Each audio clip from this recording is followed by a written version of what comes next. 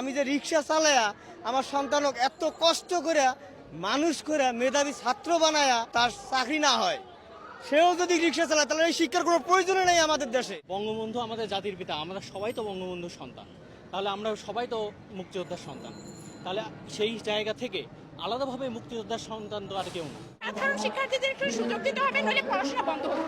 এই পড়াশোনার দরকার নেই। আইনের ফাঁকফোকর দেখিয়ে আমাদের সাধারণ শিক্ষার্থীদের কোনো ধরনের হয়রানি করা যাবে না। যত দ্রুত সম্ভব আমাদের এই যৌক্তিক দাবির সমাধান দিয়ে দিতে হবে। দর্শক, রাজধানী ঢাকা সহ সারা দেশেই চলছে কোঠা বাতিলের আন্দোলন।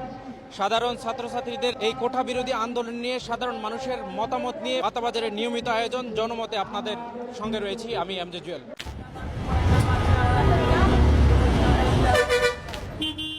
এটা তো যৌক্তিক আছি, কারণ এটা মনে করেন যে আমরা তো শেষ কিছু করতে পারিনি, সামনে যে ভবিষ্যৎ যে প্রজন্ম আছে ওদের জন্য তো মনে করি এটা দরকার।